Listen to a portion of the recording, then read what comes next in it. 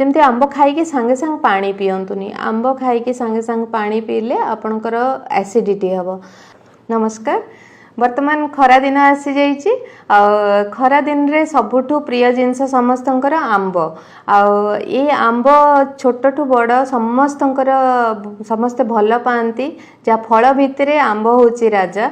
तो ये आंब को आमे जो खाइबा केमिति खाइबा कौन कौन प्रिकॉशन नेबा जो थे आमर देह खराब हेनी से विषय कथा हेबा। तो वर्तमान जो आंब आसूची से आपन देखिथिबे बहुत जल्दी पाचिकी आसूची पूरा शाइनी हेकी आसूची। तो ये किछि ना किछि कैल्शियम कार्बाइड देकी पचा होची माने राइपेंड करा होची। आंब तो बहुत बढ़िया जिनस जो थे कि पोटासियम अच्छी आपणकर मैग्नेशियम अच्छी आपण खाइले बहुत भल आ विटामिन सी रे भी भरपूर अच्छी जो थे कि आपणकर स्किन पाई भी बहुत भल स्किन रे ग्लो आसीबो। स्किन रे तो ग्लो आसीबो किंतु आपण जदि कार्बाइड वाला आंब खाइबे जोटा कि कार्बाइड दिया हितिबो से आंब बहुत ग्लो माने शाइनी टाइप रो देखा जाए मार्केट रे आपण देखिदे जोटा नेचुरली पाची थाए तार स्किन आउ जोटा कार्बाइड देकी पचा होता तार स्किन अलग। तो आपन जिते किणुचंती सेटा देखी किणतु आ ये कार्बाइड वाला जदि आपण खाउचंती आनिकी निश्चित भाव में आपणकर देह खराब हम डायरिया हम ब्लटिंग हम आपणकर गैस हो पारे विभिन्न प्रकार न्यूरो प्रॉब्लम भी आरंभ हो जाउची कारण एथरे पेस्टिसाइड जो दिया होची आंब जो फसल करूचंती से माने जो पेस्टिसाइड छिंचुचंती सेतरे सेटा किछिटा रेसिड्यूज आर्सेनिक रेसिड्यू जोटा कि लागिकी रही थाए आंब चोपारे आ जेते बेले बाहरु आणुचंती ताकू कोन करंतु पानी रे बुड़ेकी रखंतु।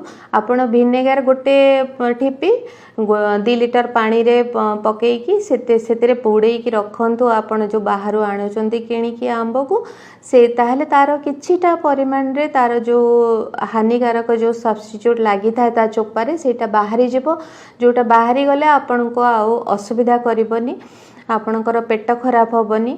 आउ द्वितीय कथा कहबी जे आपणकर जो आंब खाउचंती आंब सांगरे जमती आंब खाई सांगे सांग पानी पियंतुनी आंब खाई सांगे सांग पानी पीले आपणकर एसिडिटी हम।